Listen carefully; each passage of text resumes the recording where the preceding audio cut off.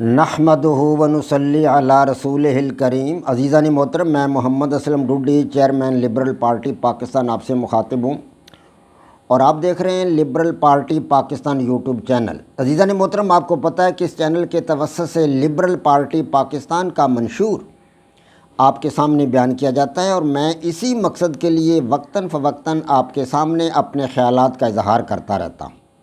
عزیزان محترم، liberal party Pakistan YouTube channel آپ کا اپنا چینل ہے۔ میں توقع ظاہر کرتا ہوں اور امید کرتا ہوں کہ آپ اس چینل کو سبسکرائب کریں گے، لائک کریں گے، شیئر کریں گے اور بیل آئیکن کو بھی دبا دیں گے تاکہ پارٹی کی طرف سے دی جانے والی معلومات اور گزارشات بر وقت آپ کے پاس پہنچیں اور آپ کے دوست احباب اور عزیز و اقارب ان سے مکمل طور پر استفادہ کر سکیں۔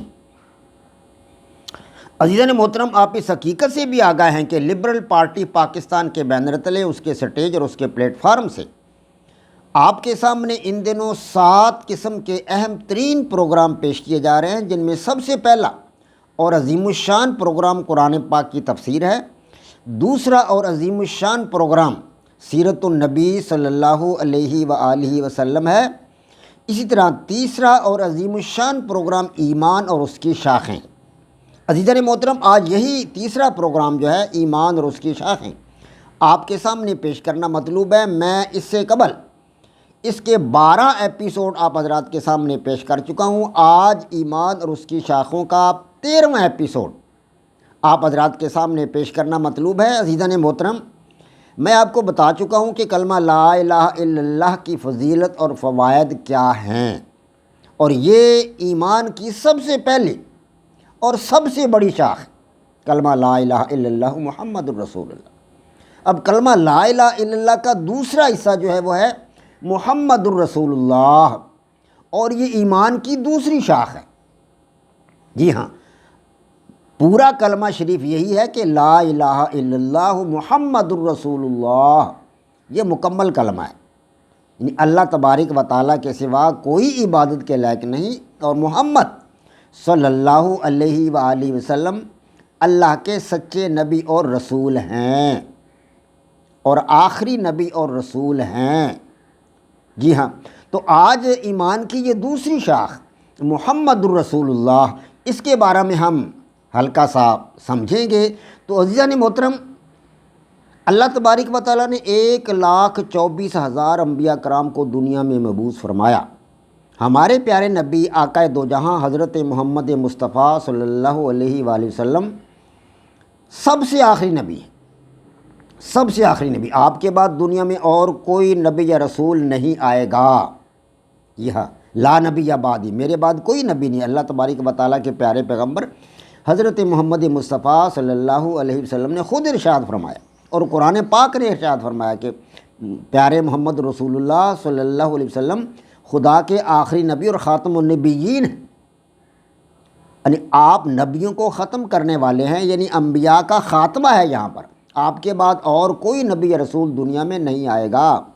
آپ صلی اللہ علیہ وآلہ وسلم 12 ربیع الاول کو سوموار کے دن فجر کے وقت مکہ معظمہ میں پیدا ہوئے، حضرت عبداللہ اور حضرت آمنہ کے گھر۔ تو حضرت صلی اللہ علیہ وسلم کی پیدائش سے پہلے ہی آپ کے والد محترم تو دنیا سے پردہ فرما گئے تھے، انتقال فرما گئے تھے۔ تو آپ کی والدہ بھی جب آپ 4-5 سال کو ہوئے تو اللہ تبارک و تعالیٰ نے ان کو بھی دنیا سے اٹھا لیا۔ آپ کی والدہ محترمہ بھی دنیا سے چلی گئیں، تو آپ مکمل طور پر تنہا رہ گئے، یتیمی کی حالت میں آپ نے کچھ پیریڈ گزارا۔ تو لیکن آپ صلی اللہ علیہ وسلم کے چچا جان بہت تعداد میں تھے۔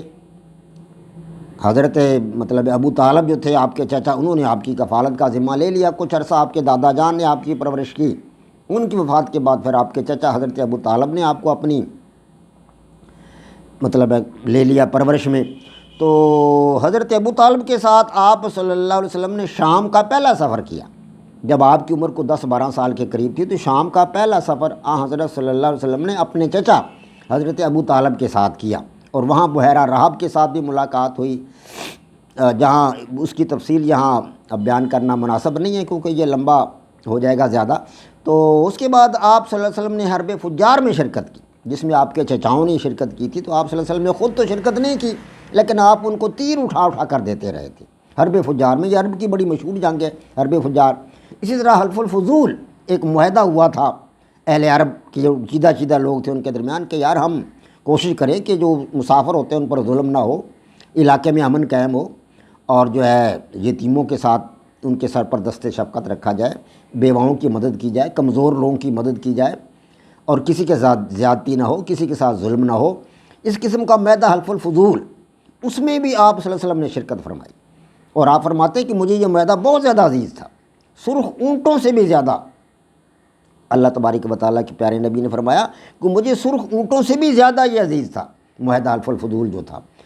تو اس کے بعد آپ صلی اللہ علیہ وسلم نے بی بی خدیجہ الکبریٰ رضی اللہ تعالیٰ عنہا، جو بعد میں آپ کی زوجہ محترمہ بنی، ان کی فرمائش پر، ان کی درخواست پر آپ صلی اللہ علیہ وسلم نے شام کا دوسرا سفر اختیار کیا۔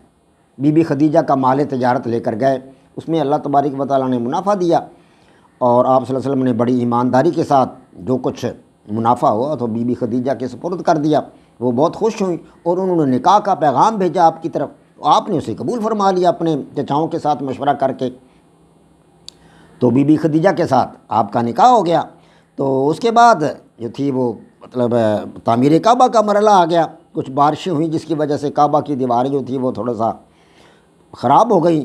تو اہل عرب نے مطلب قریشیوں نے، جو اہل قریش تھے وہاں کے رہنے والے مکہ معظمہ کے، انہوں نے دوبارہ تعمیر کعبہ کرنا چاہی، تو آپ صلی اللہ علیہ وسلم نے اس کے اندر بھی حصہ لیا، اور بلکہ حجر اسود کا معاملہ بنا تو آپ صلی اللہ علیہ وسلم نے اس کا فیصلہ خود کیا، کیونکہ آپ صلی اللہ علیہ وسلم سب سے پہلے خانہ کعبہ کے اندر تشریف لائے۔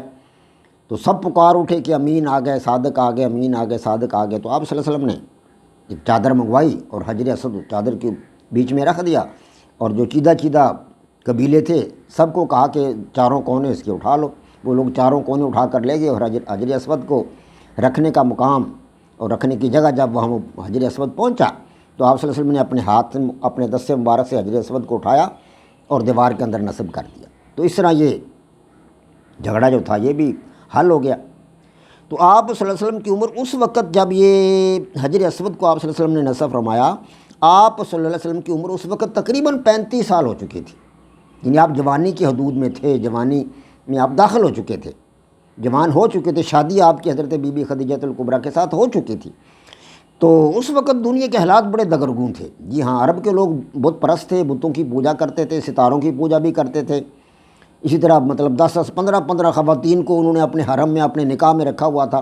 عورتوں پر بڑا ظلم ہوتا تھا، جوا کھیلتے تھے لوگ، شراب پیتے تھے۔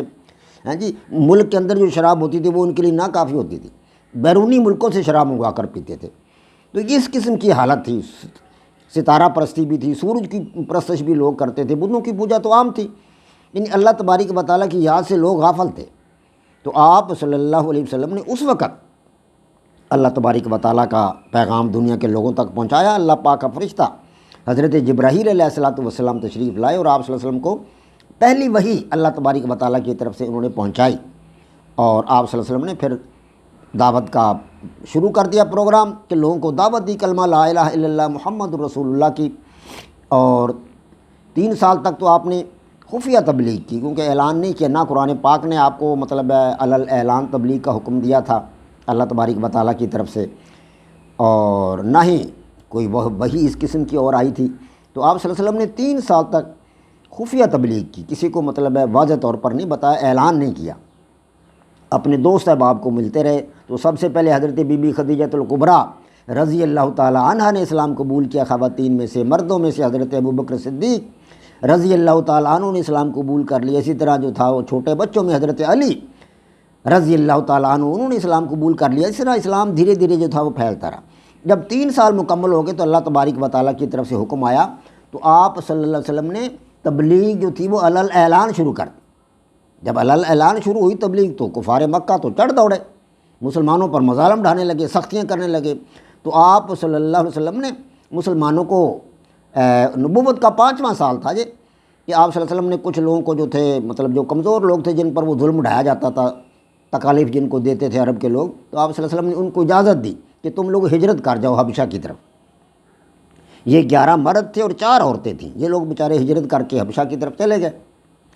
اور لیکن جو تھا مطلب بعد میں انہوں نے سنا جی کہ وہاں تو بڑا اسلام پھیل گیا ہے اور مطلب محمد رسول اللہ صلی اللہ علیہ وسلم کا جو ہے پیغام گھر گھر تک پہنچ گیا اور دنیا جو ہے وہ مطلب ہے اہل قریش جو ہیں وہ شکست کھا گئے ہیں، وہ بیچارے واپس آ گئے، لیکن وہ پھر بس انہیں کسی نے غلط بتایا اور پھر وہ مظالم کی زد میں آ گئے، کفار مکہ پھر مظالم اٹھانے لگے، تو آپ صلی اللہ علیہ وسلم نے پھر ان کو اجازت دے دی، تو ہجرت حبشہ دوم ہوئی، چھٹے سال دوسری ہجرت ہوئی۔ اس ہجرت میں بھی 83 مرد اور 18 عورتوں نے شرکت کی، 83 مرد تھے اور 18 عورتیں تھیں اس میں جنہوں نے شرکت کی۔ تو اس وقت نجاشی جو تھا وہاں کا حکمران تھا، اس نے مسلمانوں کو پناہ دی، اور اس کے بعد جب مسلمان مطلب ہے واپس آئے تو پھر وہی صورتحال تھی، مکہ کے لوگ تو مظالم ڈھا رہے تھے آپ صلی اللہ علیہ وسلم پر اور آپ کے ساتھیوں پر، تو بامر مجبوری جو تھا وہ کفار نے یہ فیصلہ کر لیا تھا کہ آپ صلی اللہ علیہ وسلم کو قتل کر دیا جائے۔ اب ہمارے پاس کوئی راستہ نہیں رہا، اس آدمی کا پیغام دنیا میں پھیل رہا ہے اور ہمارا جو نظریہ ہے بت پرستی کا وہ تو ختم ہو جائے گا۔ تو انہوں نے جب یہ پروگرام بنا لیا تو آپ صلی اللہ علیہ وسلم کو پتہ چل گیا اور آپ کے چچا حضرت ابو طالب کو پتہ چل گیا، تو حضرت ابو طالب اپنے پورے قبیلہ کو لے کر اپنے شوب میں چلے گئے، شوب ابی طالب یعنی گھاٹی ہے پہاڑوں کے درمیان، وہاں چلے گئے لے کر۔ 3 سال تک مسلمان وہاں رہے اور کھانے کے لیے گندم کا یا جو کا ایک دانہ تک بھی عربوں نے وہاں نہیں جانے دیا، قریشیوں نے شوب ابی طالب میں۔ مسلمان جو تھے گھاس پھوس کھا کر گزارا کرتے، 3 سال تک چمڑے کا کوئی ٹکڑا مل جاتا اسے آگ میں جلا کر اور اسے پانی میں گھول کر اسے بیچارے پی لیتے۔ اس طرح زندگی گزاری صحابہ کرام نے شعبہ ابی طالب میں۔ تو یہ جو تھا مطلب ہے 3 سال مسلمانوں نے اس طرح گزارے، یعنی نبوت کا 7واں سال، 8واں سال، 9واں سال۔ 5ویں سال میں پہلی ہجرت حبشہ ہوئی، چھٹے سال میں دوسری ہجرت حبشہ ہوئی، اور پھر 7واں، 8واں اور 9واں، یہ 3 سال مسلمانوں نے شعبہ ابی طالب میں گزارے، یعنی ایک تنگ گھاٹی میں۔ تو اس کے بعد 10ویں سال جو تھا حضرت ابو طالب وفات پا کے دنیا سے بیچارے پردہ فرما گئے۔ حضرت ابو طالب رضی اپنے اور خدیجۃ الکبریٰ رضی اللہ تعالی عنہ وہ بھی وفات پا گئی تھی، یعنی آپ کی غمگسار بیوی، وہ بھی دنیا سے کوچ کر گئی تھی۔ تو اس کے بعد آپ صلی اللہ علیہ وسلم نے 10ویں سال میں طائف کا سفر کیا کہ شاید طائف والے کو اسلام قبول کر لیں، لیکن وہاں پہ بھی آپ کو کوئی پذیرائی نہ ملی، بلکہ ان لوگوں نے تو آپ کو بہت ستایا، بچوں کو پیچھے لگا دیا، جو آپ پر پتھر پھینکتے تھے، آپ کو تان تشنیع کر رہے تھے، گالیاں دے رہے تھے، برا بھلا کہہ رہے تھے اور پتھر پھینک رہے تھے، جس سے آپ صلی اللہ علیہ وسلم کے پاؤں مبارک زخمی ہو گئے، خون نکلنے لگا اور آپ کے جوتے خون سے بھر گئے۔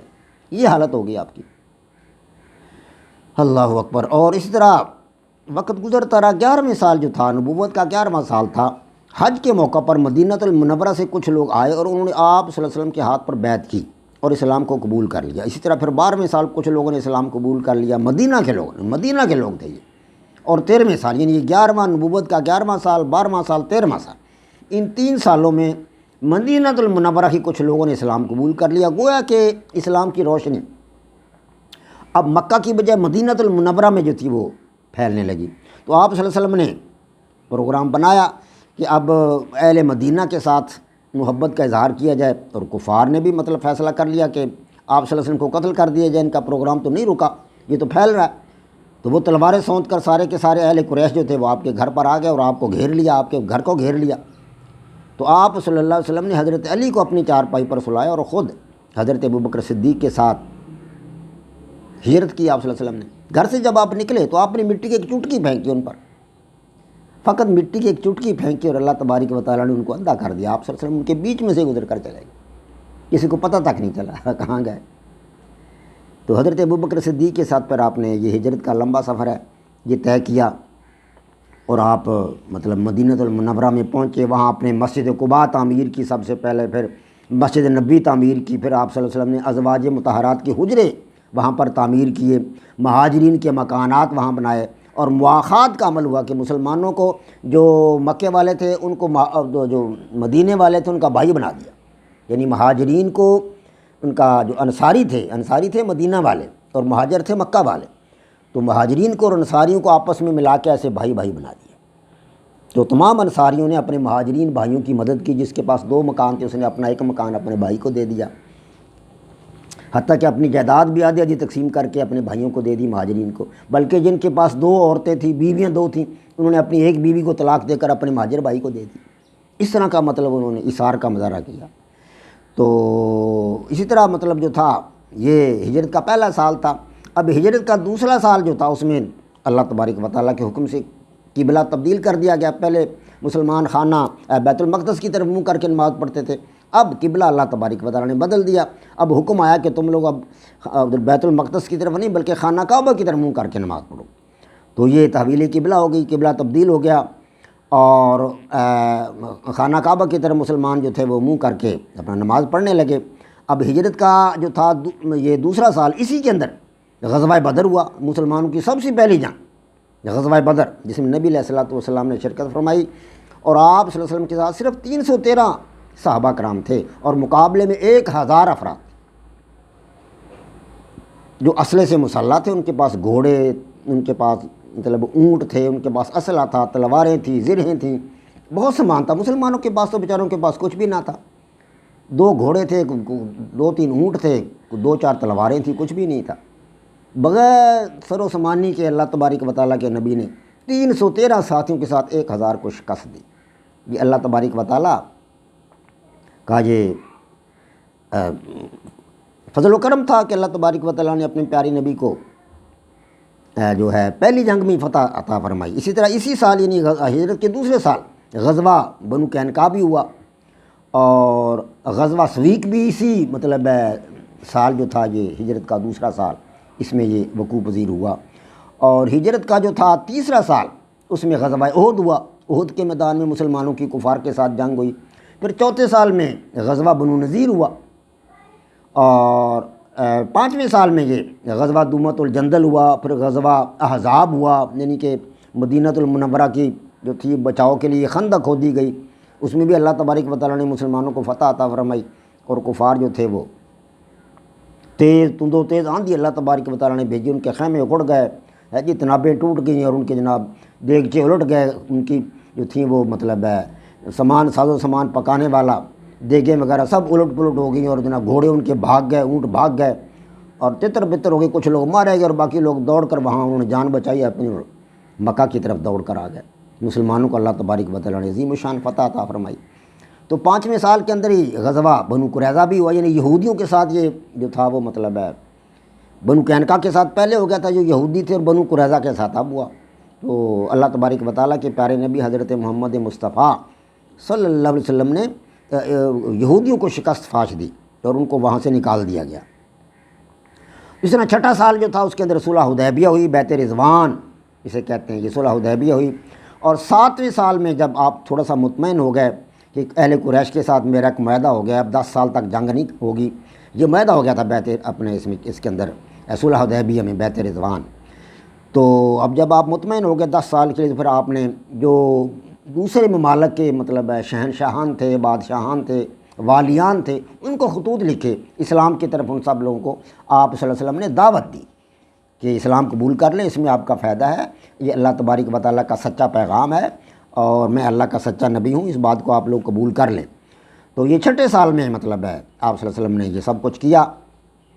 اور اس کے ساتھ ساتھ غزوہ خیبر، یہودیوں کا جو آخری مطلب تھا قلعہ، غزوہ خیبر، یہ بھی اسی کے اندر ہوا، اسی مطلب 7ویں سال کے اندر ہوا۔ غزوہ ذی قرد بھی اسی سال ہوا، اور پھر 8واں سال جو تھا اس میں غزوہ موتا ہوا۔ غزوہ موتا جو تھا یہ ادھر شمالی جانب جو کیسر روم تھا اس کے ساتھ یہ مطلب ہوا مقابلہ، غزوہ موتا اس کی فوج کے ساتھ۔ تو اسی طرح غزوہ حنین بھی اسی سال ہوا، 8ویں سال میں۔ جنگ اوطاس بھی اسی سال ہوئی، اور پھر 9ویں سال میں غزوہ تبوک ہوا، یہ غزوہ بھی ادھر کیسر روم کی افواج کے ساتھ ہوا، غزوہ تبوک۔ اور 10ویں سال میں پھر آپ صلی اللہ علیہ وسلم نے آخری حج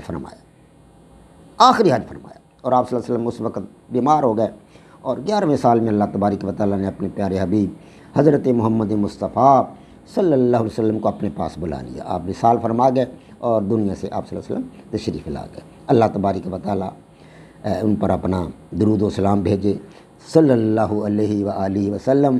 تو عزیزان محترم، یہ ایمان کی یہ دوسری شاخ ہے، محمد رسول اللہ۔ اس کے حوالہ سے میں نے آج صلی اللہ علیہ وسلم کی پوری حیات کو، یعنی آپ صلی اللہ علیہ وسلم کی پوری زندگی کو میں نے چند منٹ میں آپ حضرات کے سامنے رکھ دیا ہے۔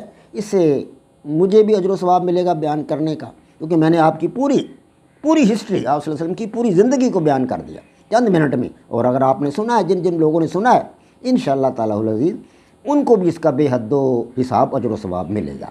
وما علینا الا البلاغ۔ پاک فوج زندہ باد، پاکستان پائندہ باد۔